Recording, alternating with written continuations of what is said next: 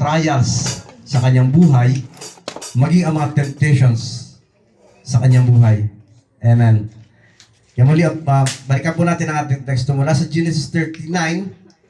Babasa po tayo ng 15 verses mula sa verse 1 hanggang verse 15.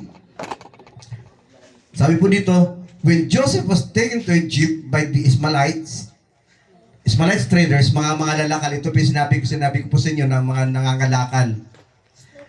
When Joseph was taken to Egypt by the Ishmaelites traders, he was purchased by Potiphar, an Egyptian officer. Potiphar was captain of the guard of Pharaoh, the king of Egypt. The Lord was Joseph. Take note po, the Lord was Joseph, so he succeeded in everything he did as he served in the home of his Egyptian master. Pinagpala po si Joseph dahil sinamahan siya ng Diyos. Hindi po siya sinamahan ng Diyos dahil pinagpala si Joseph. Ang laki po ng difference nun. Pinagpala si Joseph dahil kasama niya ang Diyos. Okay. Potiphar noticed this and realized that the Lord was with Joseph, giving him success in everything he did. Displeased Potiphar, so he soon made Joseph his personal attendant. Kumbaga, nakita ni Potiphar yung excellence ni Joseph, so kumbaga, promote ni Potiphar si Joseph mula sa pagiging alipin, ginawa po ni Potiphar na personal attendant. He put him in charge of his entire household and everything he owned. From the day Joseph was put in charge of his master's household and property, the Lord began to bless Potiphar's household for Joseph's sake. All his household affairs ran smoothly, and his crops and livestock flourished. 6. So Potiphar gave Joseph complete administrative responsibility over everything he owned. With Joseph there, he didn't worry about a thing except that kind of food to eat. Kumbaga, pinagkatiwala ni Potiphar kay Joseph lahat ng pag-aari ni Potiphar maliban sa pagkakain na nakakainin ni Potiphar. Lahat ng kanyang ari-arian ay pinagkatiwala ni Potiphar kay Joseph. Maliban sa dalawang bagay pala, pagkain, nakakainin ni Potiphar at yung asawa ni Potiphar. At malalaman po natin ang kwento mamaya. Joseph was a very handsome, take note po, Joseph was a very handsome and well-built young man. Matipuno si Joseph. And Potiphar's wife soon began to look at him lustfully. Nagkaroon ng pagnanasa yung asawa ni Potiphar kay Joseph. Come and sleep with me, she demanded. Sabi ng asawa ni Potiphar, halika, sipingan mo ako. But Joseph refused. Look, he told her, my master trusts me with everything in his entire household, sabi ni Joseph. No one here has more authority than I do. He has held back nothing from me except you. Ipinagkatiwala ng aking master, ng aking amo, sabi ni Joseph, ang lahat ng bagay dito sa kanyang sambahayanan maliban sa iyo. Because you are his wife. How could I do such a wicked thing? It would be a great sin against God, sabi ni Joseph. She kept putting pressure on Joseph day after day. Araw-araw tinutukso ng asawa ng Potiphar si Joseph. But he refused to sleep with her and he kept out of her way as much as possible. 11. One day, however, no one else was around when he went into his work. She came and grabbed him by his cloak, demanding, "Come on, sleep with me." Joseph tore himself away, but he left his cloth in her hand and he ran from the house. Tumakbo si Joseph. 13. When she saw that she was holding his cloth and he had fled, she called out to her servants. Soon, all the men come running. Look, she said, my husband has brought this Hebrew slave here to make fools of us. He came into my room and raped me, but I screamed. Na-frame up po si Joseph. 15. When he heard me scream, he ran outside and got away, but he left his cloak behind me. Ang Diyos po ang magpuri at mas pasalamatan sa pagkabasa po ng kanyang salita. Grabe, no? Grabe yung pinagdaanan ni Joseph. Si Joseph, tulad po ng nabanggit ko po last Sunday, bago po siya nakarating sa Egypt, samot-saring rejection, di ba ang topic natin last day is the blessings of rejections, at kasama po si Joseph sa ating naging illustration. Samot-saring rejection ang naranasan ni Joseph mula sa kanyang pamilya. But the blessing is, na mapunta na siya sa Egypt, doon siya pinagpala ng Diyos. At sabi sa ating binasa, dahil sa excellence ni Joseph sa kanyang pagtatrabaho bilang alila, bilang katulo, bilang alipin sa Egypt, pinagpala siya ng Diyos. At nakita ni Potiphar yung excellences ni Joseph. So nangyari, prinomote si Joseph ni Potiphar at ginawang personal attendant. Ginawang personal na katiwala sa kanyang sariling sambahayan, sa kanyang sariling pamamahay, personal pamamahay ni Potiphar. In other words, naging family, ano lang tawag doon? Family servant ba? Katiwala ni Potiphar si Joseph ng lahat ng ari-arian ni Potiphar.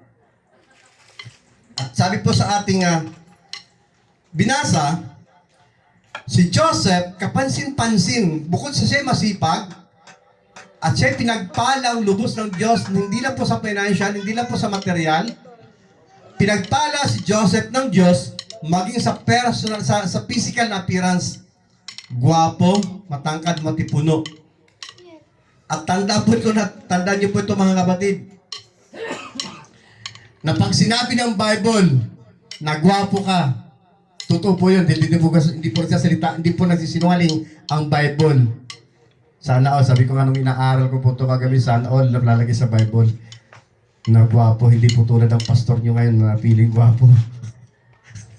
Natatawa si Shanine. Hallelujah. Okay, diretso na po tayo sa ating topic. Madalas ko po nababanggit na hindi porkit mga Kristiyano na tayo, ay exempted na tayo sa mga pagsubok at mga pagtukso sa ating buhay.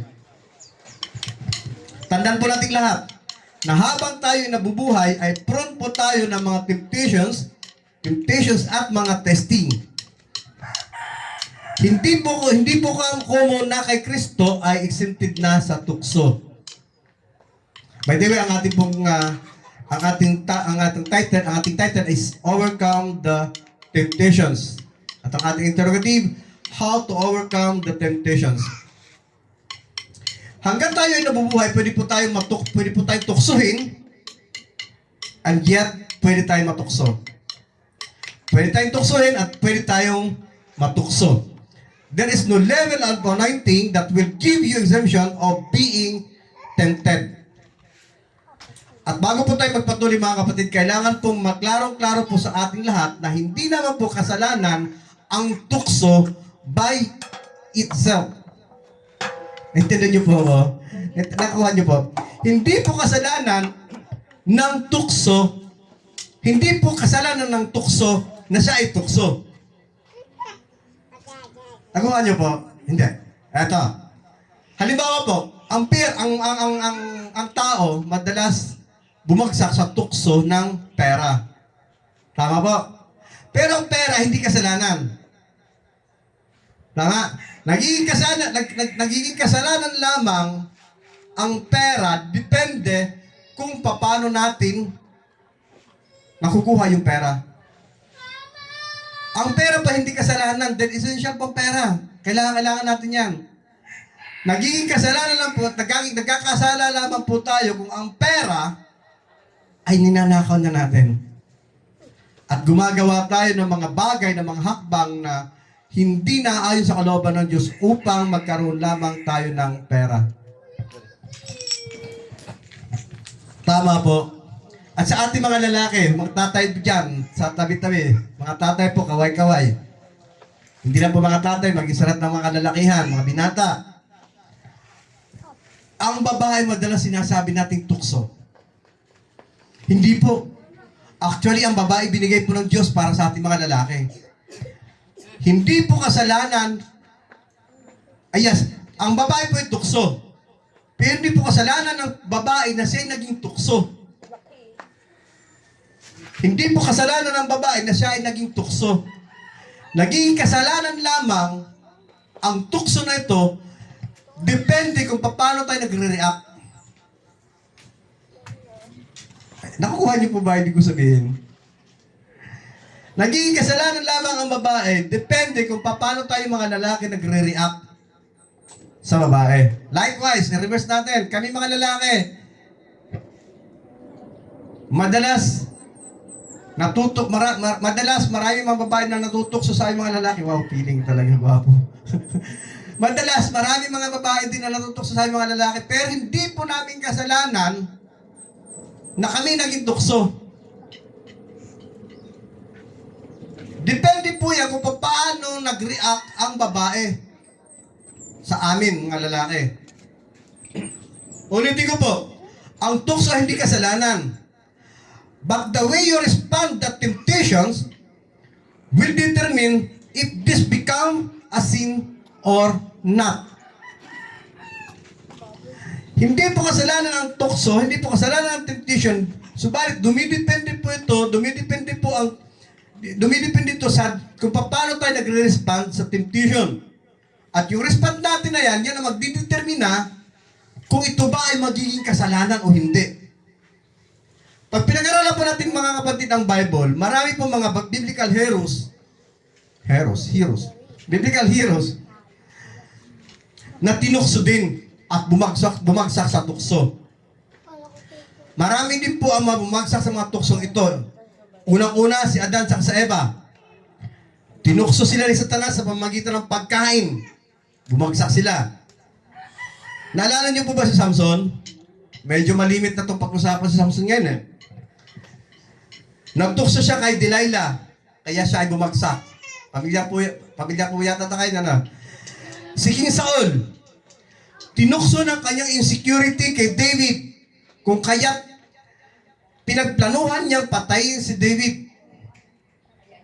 At itong si David, natukso din kay Bathsheba, na si Bathsheba, na asawa ni Abner, na isa sa mga pinakamagigiting na general ni David that time.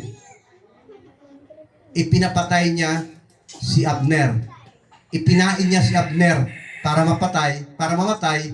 Ipinain niya sa giyera si Abner para mamatay. Nang sa ganun, makuha niya si Bathsheba. Si Judas, natukso. Kaya hinudas niya ang ating Panginoon. Marami pa iba mga Bible character, mga kapatid, na tinukso at bumagsak sa tukso. Pero meron din naman po sa mga biblical heroes natin na nagtagumpay sa tukso. At isa na po dyan ang ating binasa sa buhay ni Joseph, na kung saan ilang beses siyang tinukso ng asawa ni Potiphar, pero nanatili siyang nagtagumpay. Nanatili siya sa kanyang tagumpay. At syempre hindi natin makakalimutan ang ating Panginoong Yesus, na tinukso din ni Satanas ng ilang beses, pero nagtagumpay. At paano po sila mga kapatid nagtagumpay laban sa mga tukso sa kanila? Because alam po nila mga kapatid na lahat ng kasalanan is evil. At lahat ng evil is destructive. May mga kasalanan at temptations na maaaring maghatid sa iyo sa kapahamakan. Maaaring ihatid ka nito sa kulungan at maaari din namang ihatid ka nito sa pagamutan or worse, ihatid ka nito sa libingan. May mga kasalanan at temptations na magbibigay at magdadala ng mga consequences na pagdudusahan mo in your lifetime. At may mga kasalanan at temptation din naman, mga kapatid, na magdudulot ng consequences na pagdudusahan hindi lang ng iyong lifetime, kundi sa susunod na lifetime ng iyong mga anak at ng iyong mga apo. May mga kasalanan na makakasira ng relasyon. We can be tempted about everything, mga kapatid. Kaya nga po ang sabi ni Apostle Paul sa Romans 7, verse 15 hanggang 20. At alam ko po na makakarelate po tayo lahat dito. Babasahin ko po. Ang sabi po ni Apostle Paul, verse 15, hindi ko maunawaan ang aking sarili. Sapagkat hindi ko ginagawa ang gusto ko. Sa halip, ang kinasusuklaman ko ang siya kong ginagawa. Sabi po ni Apostle Paul. Ngayon, kung ginagawa ko ang hindi ko gusto, nangahulugang sumasang-ayon ako na mabuti ang kautusan. Kung gayon, hindi na ako ang may kagagawan niyon, kundi ang kasalanang naninirahan sa akin. Alam kong walang mabuting bagay na naninirahan sa aking katawan. Sa aking katawan makalaman. May kakayanan akong inaisin ang mabuti, ngunit hindi ko nga lamang ito magawa. Sapagkat hindi ko ginagawa ang mabuting gusto ko, ang masamang hindi ko gusto ang siya kong ginagawa. Verse 20, kung ang ginagawa ko ay hindi ko nais, hindi na ako ang gumagawa nito, kundi ang kasalanang naninirahan sa akin. 21, ito ang natuklasan ko. Kapag nais kong gumawa ng mabuti, ang masama ay malapit sa akin. 22, sa kaibuturan ng aking puso, ako ay nalulugod sa kautusan ng Diyos. Ngunit, may ibang kapangyarihan sa mga bahagi ng aking katawan na salungat sa tuntunin ng aking isip. Binibihag ako ng kapangyarihan ito at kasalanang naninirahan sa aking katawan. Napansin niyo mga kapatid? Napansin niyo ang sinabi ng Apostol Paul? Ang sabi po ni Apostol Paul, sinisikap kong gawin ang tama, subalit hindi ko magawa. Parang yung kanta lang, gusto kong bumait pero di ko magawa. Diba? Bakit? Para mga sinasabi ni Apostol Paul, mga kapatid, na kahit na may motivation sa aking puso na sundin ang gusto ng ating Panginoon, but there is another law within me na nagmamanipulate sa gusto kong mangyari.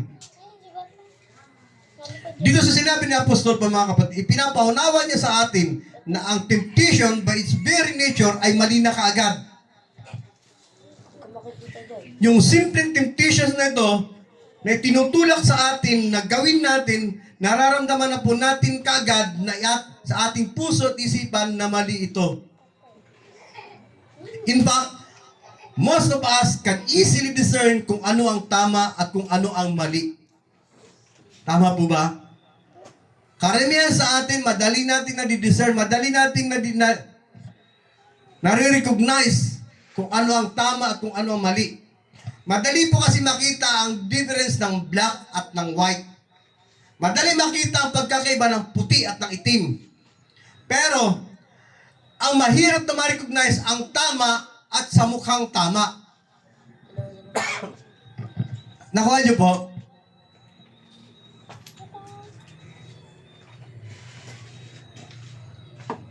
Madali pong makita ang difference ng puti sa itim.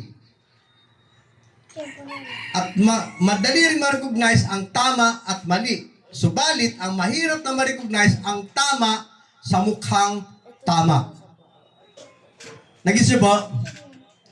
Mahirap po ma-recognize ang tama sa mukhang tama. Subalit, ang sinasabi sa atin ng Scripture, mga kapatid, na kahit na dinidesire pa natin, na ibigay natin ang ating buhay sa ating Panginoon, sa pagsunod at paglilingkod sa Kanya, na para bang may isang kapangyarihan sa ating kaloob-looban na pumipigil sa gusto nating gawin.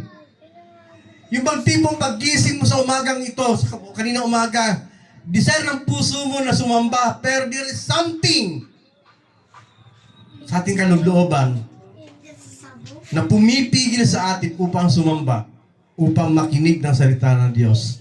Ay, dito na lang ako. Medyo parang gusto ko magpahinga. Linggo ngayon, napagod ako mula Lunes hanggang Sabado. Pahinga na muna ako. Gustong-gusto natin maglingkod sa Diyos. Pero there's something sa ating kaloob-looban na pumipigil sa gusto nating gawin. Na kahit na gustong-gusto natin maglingkod sa Diyos, para bang may isang kapangyarihan sa ating inner being that works contrary sa gusto nating mangyari. In other words, all of us will face the fire of that temptation. And let me tell you mga kapatid, na yung fire of temptation na yan, na ating pagdadaanan, will melt us or make us. It depends on how you will respond to that temptation. Tulad po na sabi ko kanina, ang pera hindi kasalanan by itself. Pero nagiging kasalanan lamang ang pera, depende kung paano na tayo nagre-respond sa pera. Dapat po nating malaman kung unawaan na hindi po tayo matutukso sa mga bagay na malakas tayo. Kung ano ang ating mga kahinaan, doon tayo natutukso.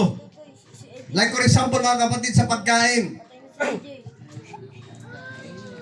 Kahit hindi ka pa nagugutom, pero pag binigyan ka ng pagkakataon na kainin ang paborito mong putahe, for sure susubo ka. Paborito natin yan eh. Yan ang kahinaan natin. Madalas natutukso tayo sa lugar na mahina tayo. Dahil hindi mag-aaksaya ng panahon si Satanas na tuksuhin ka sa lugar na malakas ka. Dahil alam niyang hindi siya magtatagumpay. Kung mapapansin po natin mga kapatid na kung ano ang appealing sa iyo, yun ang iyong ikinababagsak. Kung ano yung kaya appealing sa iyo, kung ano yung gustong-gusto mo, kung ano yung paborito mo, doon ka bumabagsak. Kung i-define po natin ang word na temptation mga kapatid mula sa Greek dictionary na sinalin sa English, the word temptation is revealing the weakness within you. The word temptation is revealing the weakness within you. So, ang temptation po mga kapatid ay hindi nagmumula sa labas. Ang pagtukso, ang tukso, ay hindi nagmumula sa labas. It comes from the inside. And it awakens your weaknesses. Ang tukso ay hindi nagmumula sa labas, kundi ito nagmumula sa loob natin, sa ating kalooban, na nilalabas ang ating mga kahinaan. Nagigis niyo po ako mga kapatid? At ginagawa ni Satanas ang temptation na ito upang ilabas ang mga bagay na nasa iyo talaga. For example, ang lagnat mga kapatid. Ang lagnat, kadalasan ginagamot natin. Tama po? Ginagamot natin ang lagnat. Subalit ang totoo mga kapatid, walang mali sa lagnat. Hindi dapat ginagamot ang lagnat dahil ang lagnat, mga kapatid, ang siya nagsasabi na may mali sa ating katawan. May mali sa ating katawan. At yung mali sa na sinasabi ng lagnat, yun ang dapat natin gamutin. Parang ganun po mga kapatid, parang ganun po ang temptation. Walang mali sa temptation. Dahil ang temptation mga kapatid, ang nagre-reveal sa ating mga weaknesses. Kaya nga po, paulit-ulit na sinasabi ng Bible na maghanda kayo. Maghanda tayo, maging handa tayo. Always prepare because your enemy will attack you dun sa mga part na mahina tayo. Tulad na sinabi ko po kanina, hindi mag-aaksaya si Satanas na atakihin tayo sa part ng ating buhay na kung saan malakas tayo. Doon tayo atakihin ni Satanas sa mga part ng ating mga buhay na kung saan mahina tayo. Ang sabi po ni Apostle Paul, be on your guard because your enemy will attack your weaknesses. Ang sabi po ni Apostol sa Matthew 26 verse 41, magbantay kayo at manalangin upang huwag kayong madaig ng tukso. Ang espiritu ay nakahanda, ngunit ang laman ay mahina. James 1:14 hanggang 15 ng New Living Translation, temptation comes from our own desires, which entice us and drag us away. Ulitin ko po. Temptation comes from our own desires, which entice us and drag us away. These desires give birth to sinful. Give birth. Tama ba yung pronounce ko? Give birth to sinful action. And when sin is allowed to grow, it gives birth to death. Ang ibig sabihin mga kapatid, hindi mali ang temptation. Naging mali ang temptation kapag nami-mishandle natin ito. At kaya ginagawa ito sa atin ni Satanas dahil ang kanyang plano ay wasakin tayo. Kaya paulit-ulit din po sinasabi ng Bible sa atin na do not give Satan a foothold in our lives. Huwag nating bigyan ng pagkakataon si Satanas na makapasok sa ating mga buhay. In any ways. Foothold. Hindi actually, yung putol, hindi nga makapasok eh. Parang ang putol, parang bara lang yan. Halimbawa, sa bahay, sarado na ang bintana mo, pati ang back door mo, lahat, pati gates mo, sarado. Nakalak. Pero ang iyong main door ay hindi completely lock. Yes, nakasara, pero hindi siya nakalak. Ibig sabihin, magkakaroon pa rin ng access ang magnanakaw.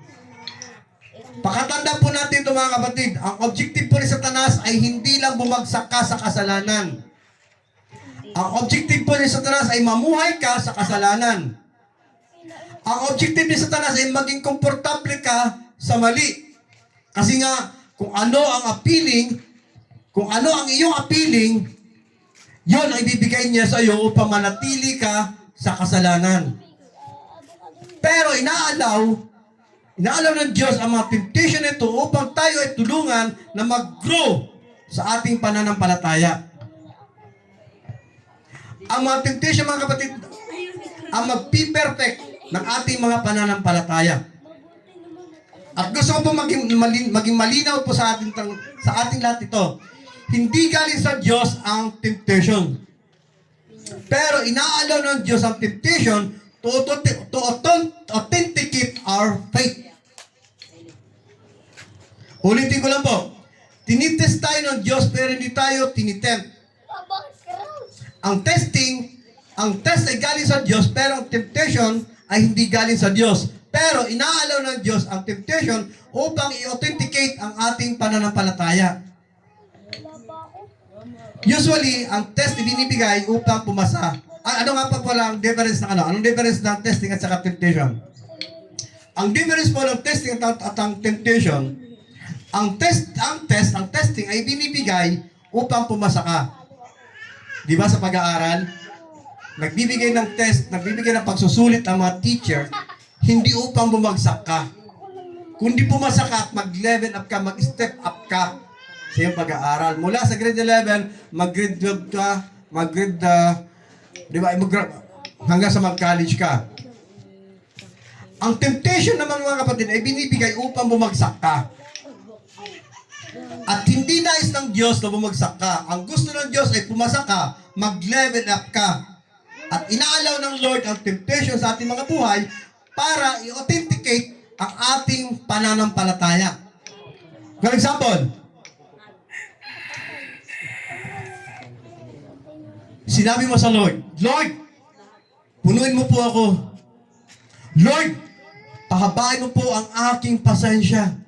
By the way, mga kapatid, eto, talagang experience ko na rin po namin, ang aking pamilya. Maging maingat po tayo sa ating pananalangin. For our information po, hindi po dapat na basta-basta lang po tayo nananalangin. Maging maingat po tayo sa ating ipinapanalangin, sa ating mga hiningi sa Diyos.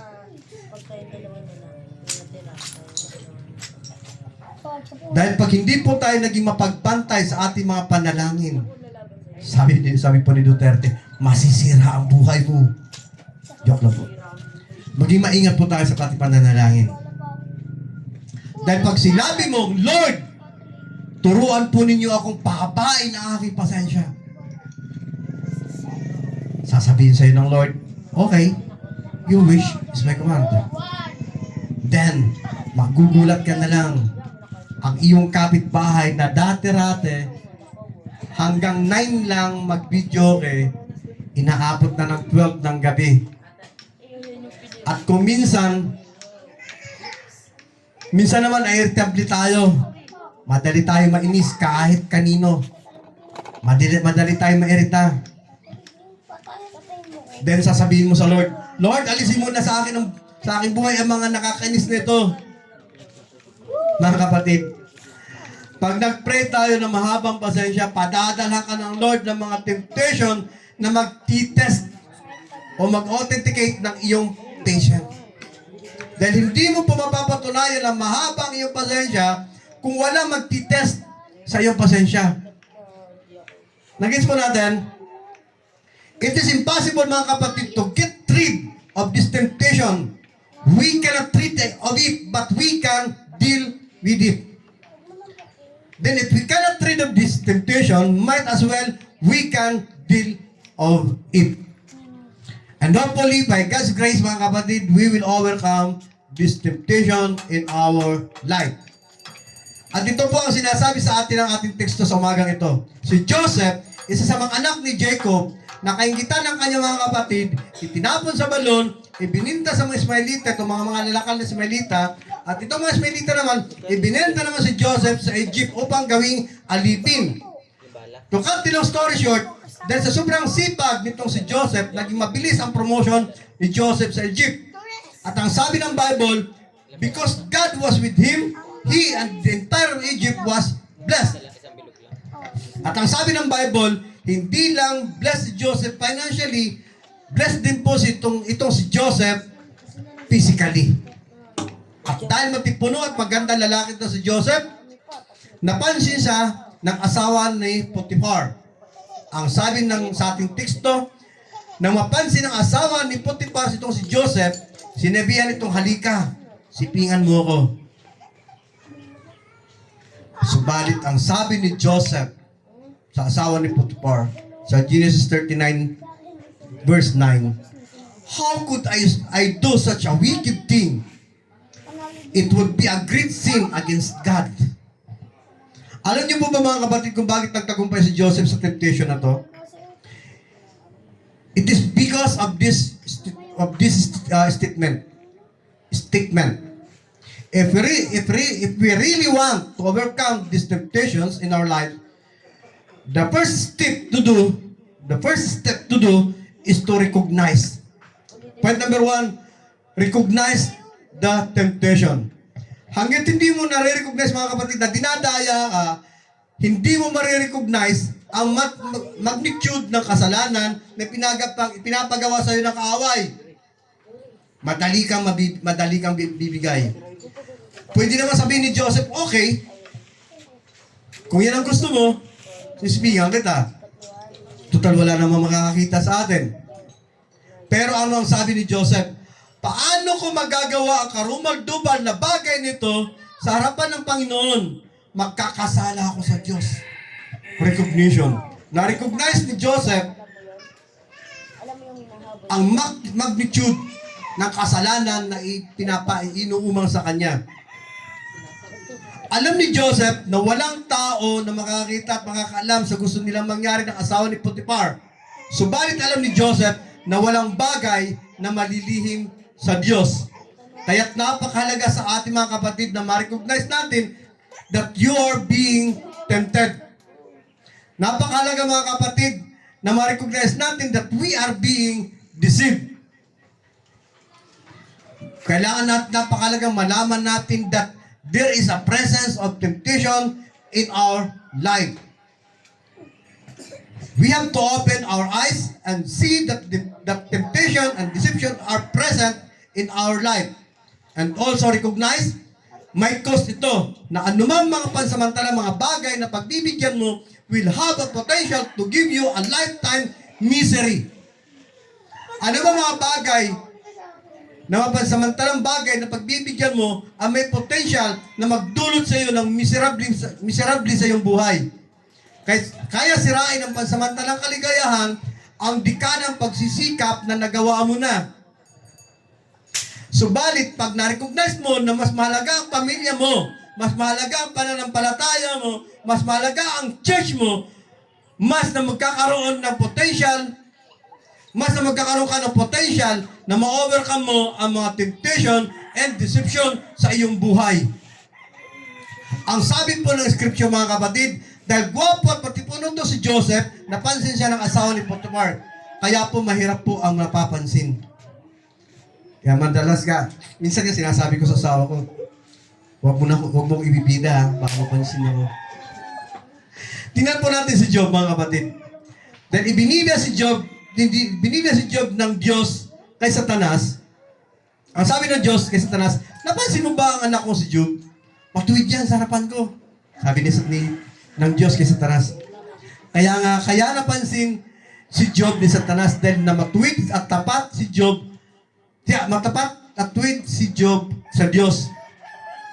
At kung alam po natin, pamilyar natin ang kwento ni Job, pinadalhan ng samot-saring temptation si Job. Kung papansinin po ninyo mga kapatid na the more na lumalapit tayo sa Diyos, the more na dumadami ang ating mga struggles sa ating buhay. Hindi ko na lang pilalayo na halimbawa kami po, ang inyong pong pastor. Kung kailan po full-fledged na po akong pastor, kung kailan na po ako nagpapastor, saka po dumadami ang mga temptation sa akin. Ang mga struggle ko, saka po dumadami.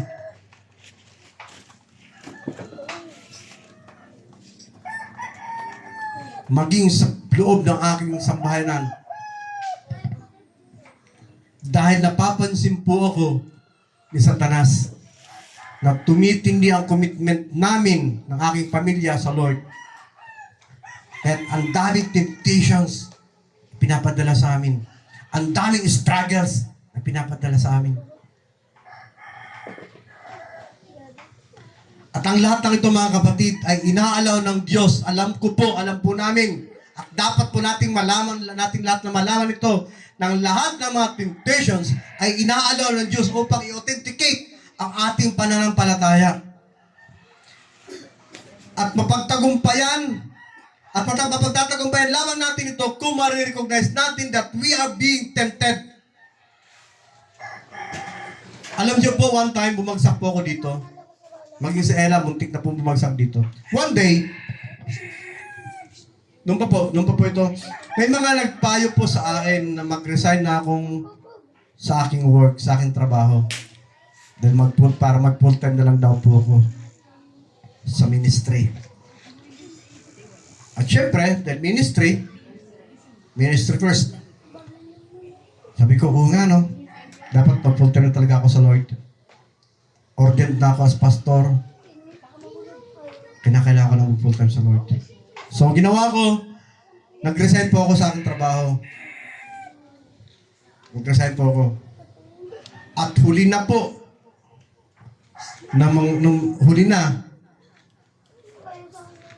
nang ma-recognize namin that I was being decepted and tempted. Ipinaunawa po sa akin ng Holy Spirit na hindi ko pa po kailangan mag-resign sa trabaho o hindi ko pa po kailangan tumigil sa pagtatrabaho, sa paghahanap buhay. Dahil wala pa naman po tayong gawain mula Lunes hanggang Biyernes, tama po? Wala pa po tayong mga activities sa ating church po, wala pa po tayong activities mula Lunes hanggang Biyernes. Tutunga nga lang po ako sa bahay, mag-visitation. Pag ginawa ko po araw-araw visitation sa inyo mula Lunes hanggang Biyernes, baka magsawa na po kayo sa mukha ko. Itaboy nyo na po ako. So doon ko na-realize na I was decepted, I was tempted. At nang ma-recognize kong I was being decepted and tempted, bound na kami sa utang.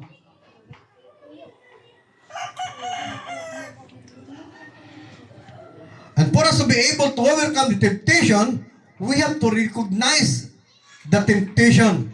And after recognition, mga kapatid, point number 2, resist the temptation. Basahin po natin ng verse 7. Dumating ang panahon na pinagnasaan siya ng asawa ni Potiphar. Sabi nito, sipingan mo ako. Verse 8, tumanggi si Joseph. Resist. Resist. At alam niyo po mga kapatid, madali lang po tumanggi sa unang pagkakataon. Huwag lang po kayo mainip ha. Napakalaga po nito. Madali lang po tumanggi sa unang pagkakataon. Pero kung paulit-ulit ang same temptation, yun ang mahirap. Kaya nga po, sabi ng ating point number 2, resist. Labanan mo. Hindi lang tumanggi ka, kundi labanan mo. Resist. Hindi lang refuse, kundi resist. Hindi lang tumanggi ka, kundi labanan mo ang mga temptation, ang mga tukso, ang mga pandaraya sa iyo. Kasi nga po, temptation at deception ay patuloy at paulit-ulit yan na atake sa ating mga buhay. Ang sabi ng scripture sa verse 10, she kept putting pressure on Joseph day after day. Araw-araw, tinutukso si Joseph ng asawa ni Potiphar. At hindi po tumigil ang temptation sa buhay ni Joseph. Subalit na natili si Joseph sa kanyang paninindigan, natanggihan at labanan ng tukso, na pilit na nagpapabagsak sa kanya. Dahil alam ni Joseph na anything, anytime, ay pwede siyang tuksohin, pero alam din ni Joseph na hindi niya kailangan magpatukso. Kailangan po nating malaman na kailangan nating i-resist ang mga temptation na ito, dahil kailangan nating malaman na ang mga temptation at deception na ito ang sisira sa calling ng ating Panginoon sa ating mga buhay. Halimbawa po, isang araw, paggising nyo sa umaga, may nakita kayong magnanakaw na nakapasok na sa bahay nyo. Ano po ang gagawin nyo? Siyempre, gagawa kayo ng para lumabas yung magnanakaw. Or pwede kayong tumawag ng tulong sa mga kapitbahay. Pero mga kapatid, may nakita na po ba kayo o nalaman na ninakawan at nang makita ng ang magnanakaw sa loob ng kanyang bahay ay inalok pa niya ng kape? May nakita na po kayo? Ay, magnanakaw! Nagkape ka na dito, kumain ka na ba? Hindi ba? Kain ka muna. May ganun ba? Wala pa, di ba? Ay, magnanakaw! Magkape ka muna, di ka! Chika-chika muna tayo. May ganun ba? Wala, di ba? Pero obviously mga kapatid, spiritually speaking, marami po sa atin na na-recognize na there is a deception na ninanakaw na ng kaaway ang iyong joy, ninanakaw na ng kaaway ang iyong peace, and yet, instead na palayasin mo si temptation, si deception, sa halip na i-resist temptation, in-entertain pa natin.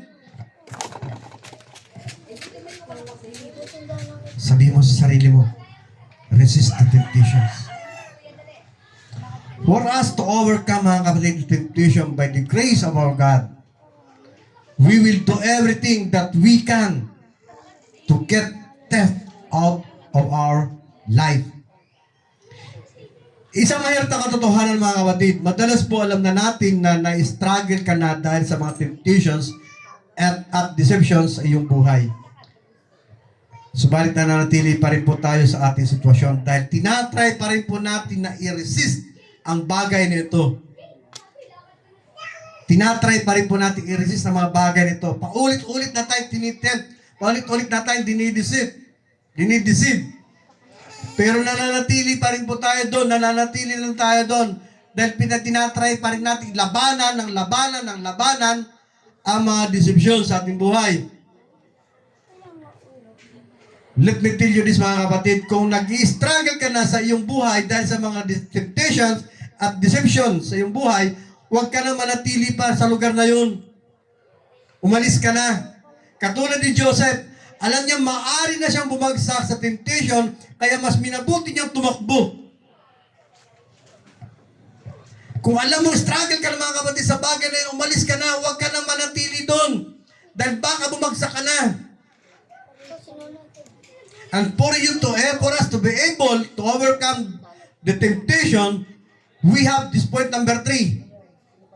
Expose the temptation. Pag nagpatuloy ang temptation sa ating buhay, pag nagpatuloy at ulit-ulit na dinidisip tayo,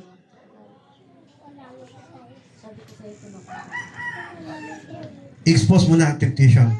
Alam niyo mga kapatid, may mga gawa ang kaaway na paulit-ulit niyang ginagawa sa ating buhay. Alam po natin to. Katulad ng asawa ni Potiphar, paulit-ulit niyang tinitempt si Joseph.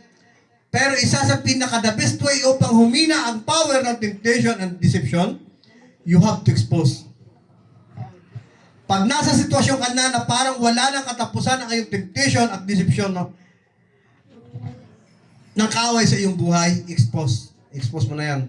Humanap ka ng somebody na mapagkakatiwalaan mo upang ma-share mo sa kanya ang iyong dalahin sa buhay. Humanap ka ng somebody na hindi ka imamarites, sa halip ay ipapanalangin ka upang ma-overcome mo ang iyong mga temptations sa iyong buhay. Kaya po mga kapatid, kailangan po nating tandaan palagi na habang tayo nabubuhay sa mundong ito, hindi po mawawala ang temptation and deception sa ating buhay. Habang tayo ay nabubuhay sa mundong ito, paulit-ulit at patuloy tayo makakaranas sa mga tukso at pandaraya ng kaaway upang tayo ay manatiling mamuhay sa mali at kasalanan. Dahil yun po ang goal ni Satanas. Kaya nga po, upang ma-overcome po natin ang mga temptation and deception sa ating buhay, kailangan po natin ang mga pointers nito. Ma-recognize ang temptations. Number 2, i-resist ang temptations. And number 3, expose ang mga temptations and deceptions sa ating mga buhay. Muli, isang pinagpalang umaga, pinagpalang araw at tanghali sa ating lahat. At nawa po, may natutunan tayo sa ating mga napakinggan, sa mga salita ng Diyos sa ating napakinggan sa umaga ito. At sana po, mailagay natin sa ating puso't isipan na ang gawa ng kaaway, ang goal ng kaaway, hindi na kundi bumagsak ka sa kasalanan. Ang goal ng kaaway ay manatili ka sa kasalanan. Ang goal ng kaaway ay mamuhay ka sa kasalanan. Kaya dapat nating malaman at dapat nating tandaan mga kapatid, ang mga kapamaraanan upang magtagumpay tayo sa mga temptations. Muli, isang pinagpalang tanghali sa ating lahat. Hallelujah. Salamat Ama sa mga salita mo namin napakinggan umaga ito. Tulungan kami ng Santo Espiritu na ito'y ganap namin unawaan. Ganap namin maisa pamuhay upang manatili kami mananagumpay sa lahat ng gawa ng kaaway sa mga buhay. Tunay nga o Diyos, habang kami nabubuhay, kami prone ng mga temptations, kami prone ng mga deception. Kaya Lord, patuloy mo kami samahan sa bawat yugto ng aming mga buhay upang mapagtagumpayan namin ang lahat ng mga bagay na hindi naayon sa kalooban mo. Pinupuri ka namin, Ama. Pinapasalamatan ka namin sa tayong pangalan ng anak na si Jesus Cristo, aming Panginoon. Amen.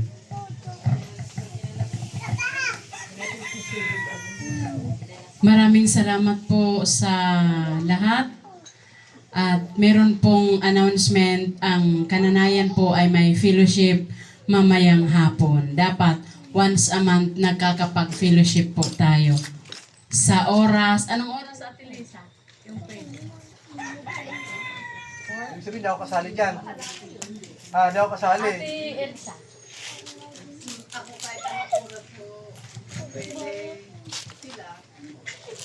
Mga alas 4.